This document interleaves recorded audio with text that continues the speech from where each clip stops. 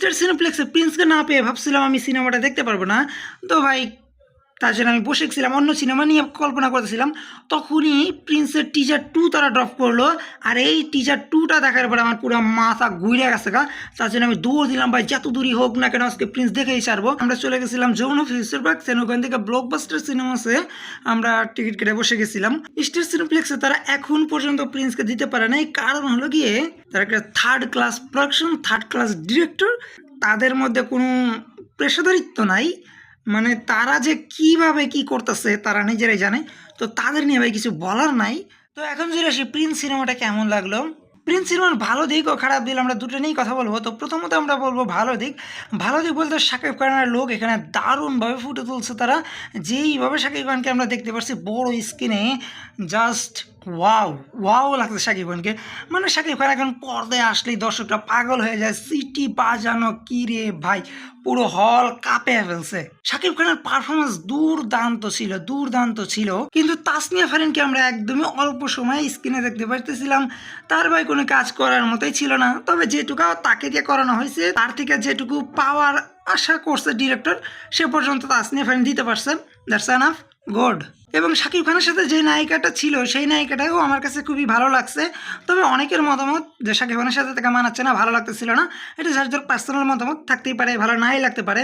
তবে আমি বিশেষ করে বলবো প্রিন্সের ভিলেন দিবেন্দু ভট্টাচার্য, তো সে কিন্তু দুর্দান্ত ছিল।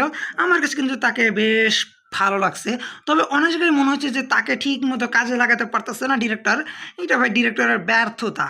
এই সিনেমার প্রতিটি গানই আমার দুর্দান্ত লাগছে।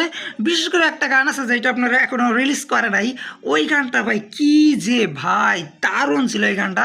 মানে ওই গানটা আমাকে বিশেষ করে অনেক বেশি আকর্ষণ করছে। এই গানটা আউটস্ট্যান্ডিং ছিল ভাই। ওই গানটা যখন রিলিজ করবো ইউটিউবে তখন আমরা ওই গানটা নিয়ে আপনাদের সামনে বিস্তারিত বলতে পারবো। তো ওই গানটা নিয়ে এখন যদি আমি বলতে যাই তাহলে ছবিটা স্পয়লার খেয়ে যাইব, তার জন্য আমি বলতেছি না। তো এই ছিল ভালো জায়গা। এখন যদি আসি আমার খারাপ লাগার বিষয়গুলো, আমার খারাপ লাগা প্রথমত লাগছে এই গল্পটা, এই সিনেমার গল্পটা।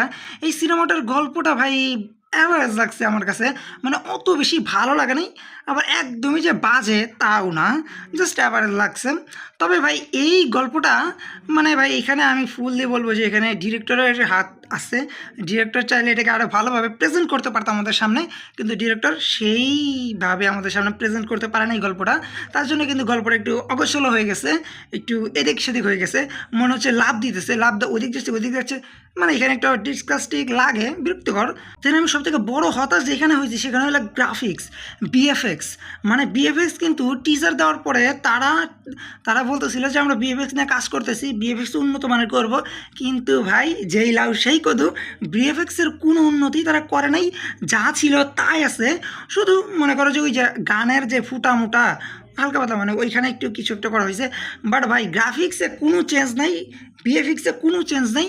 যা জবা খিচুড়ি যেমন ছিল তেমনই আছে ভাই, তেমনই আছে। কিছু বলার নাই ভাই, কিছু বলার নাই। এই সমস্ত ডিরেক্টর, এই সমস্ত থার্ড ক্লাস প্রোডাকশনের সাথে শাকিব খান যদি কাজ করে তাহলে এরকমই হবে। আরেকটা হতাশার করবো, প্রিন্সের টিজার 2 যে তারা দিল সেইটার কিন্তু ভাই সিনেমাতে আমরা কিচ্ছু নাই। মানে সিনেমাতে তার কোনো কানেকশনই নাই, কিচ্ছুই নাই। মানে ওইটাকে বোঝানো হয়েছে কি প্রিন্স 2 আসবেন। মানে ভাই পুরাই একটা আপনাদেরকে পুরো একটা ছ্যাঁকা দিয়ে দিছে। মনে করেন ভাই পুরাই ছ্যাঁকা দিয়ে দিছে। মানে আমি ওইটা দেখার ফলে কিন্তু আমার আগ্রহটা বেশি বাইরে গেছিলো গা। তার জন্য আমি পাগলে ছুটছি যে ভাই যে করে আমি প্রিন্সটা দেখবই। কিন্তু ভাই ওই সিনটা দেখার পরে যদি আমি দেখি যে ওই সিনটা এই প্রিন্সের সাথে কোনো কানেকশনই নাই, প্রিন্সের মতো নাই, এটা প্রিন্সের 2 এর সিন, মানে প্রিন্সের 2 করবে সেই পরিকল্পনা করতেছে তারা, তাহলে কেমনটা লাগে ভাই। আবার এই সিনেমার গল্পটা দেখানো হয়েছে 90 দশকের একটা গ্যাংস্টারের চরিত্র, কিন্তু এখানে এমন শহর, এমন জিনিসপত্র দেখাইছে ভাই 90 দশকে ওরকম জিনিসপত্র কিভাবে কি এরকম ডিরেক্টর, এরকম ভাই কি বলবো। আমি এখানে বলবো শাকিব খানের এই সমস্ত ডিরেক্টরকে বাদ দেওয়া দরকার।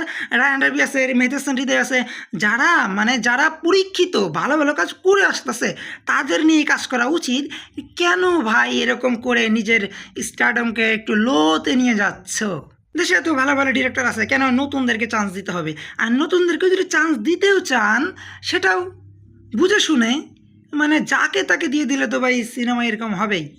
তবে এই সিনেমাটা আমাকে পুরোপুরি হতাশ করছে। আমি যেই আশাটা নিয়ে গেছিলাম সিনেমা হলে, সেই আশাটা আমার পূরণ করতে পারে নাই। তার জন্য আমার কিন্তু অনেক খারাপ লাগছে। যদি আপনাদের আশাটা একদমই কম থাকে, তাহলে ভাই এই সিনেমাটা আপনার জন্য ওকে ওকে দারুণ লাগবে। তো এই ছিল আমার রিভিউ। তো তোমাদের কেমন লাগছে তো অবশ্যই কমেন্ট করে জানিয়ে দিও। Tata, bye bye.